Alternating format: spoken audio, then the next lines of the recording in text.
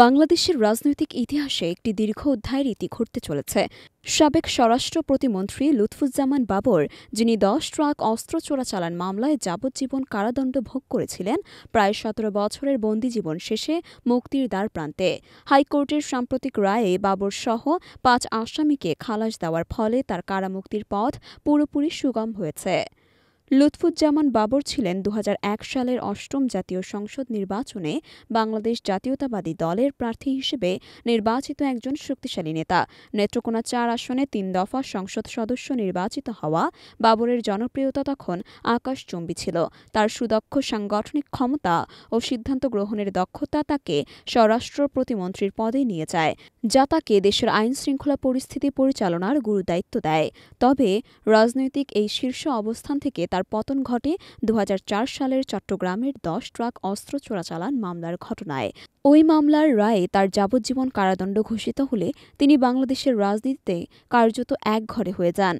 ১৪ জানুয়ারি হাইকোর্টের একটি বেঞ্চ বাবরের যাবজ্জীবন সাজা বাতিল করে তাকে খালাস দেওয়ার রায় দেয়। রাষ্ট্রপক্ষ ও আসামিপক্ষের শুনানি শেষে এ রায় প্রদান করা হয়। আদালতের এই সিদ্ধান্ত তার আইনজীবীর দক্ষ আইনি লড়াইয়ের ফসল বলে মনে করা হচ্ছে। এর ফলে দীর্ঘ ১৭ বছরের কারাজীবন শেষে লুৎফুজ্জামান বাবর এখন মুক্তি পেতে যাচ্ছেন। ঢাকা কেন্দ্রীয় কারাগারের সিনিয়র জেলা সুপার জানিয়েছেন, তার মুক্তির আনুষ্ঠানিক কাগজপত্রের প্রক্রিয়া শেষ হলেই বাবর কারামুক্ত হবেন। বাবরের কারামুক্তির সঙ্গে রাজনীতিতে প্রত্যাবর্তনের সম্ভাবনাও ঘনীভূত হচ্ছে, যদিও তার অতীত কার্যকলাপ এবং মামলার বিতর্ক তাকে নতুন করে চ্যালেঞ্জের মুখে ফেলতে পারে। লুৎফুজ্জামান বাবরের রাজনৈতিক জীবনে যেমন উত্থান পতনের গল্প রয়েছে, তেমনি এটি জনগণের আস্থা পুনরুদ্ধারের একটি কঠিন লড়াই। তার মুক্তি অনেকের কাছে ন্যায় বিচারের উদাহরণ হলেও সমালোচকদের মধ্যে প্রশ্ন রয়েই গেছে। দেশের আইনি প্রক্রিয়ায় স্বচ্ছতা ও সঠিক বিচারিক কার্যক্রম নিশ্চিত হওয়া জনগণের আস্থার জন্য অত্যন্ত গুরুত্বপূর্ণ।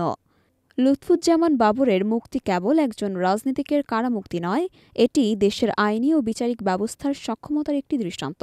তবে তার ভবিষ্যৎ রাজনৈতিক পদক্ষেপ এবং জনগণের কাছে তার গ্রহণযোগ্যতা পুনঃস্থাপনের প্রক্রিয়া এখন কেবল সময়ের অপেক্ষা। ১৭ বছর পর রাজনীতিতে তার প্রত্যাবর্তন কতটা সফল হবে তা নির্ভর করছে তার অতীত ভুল থেকে শিক্ষা নিয়ে ভবিষ্যৎ পরিকল্পনায় দক্ষতার উপর।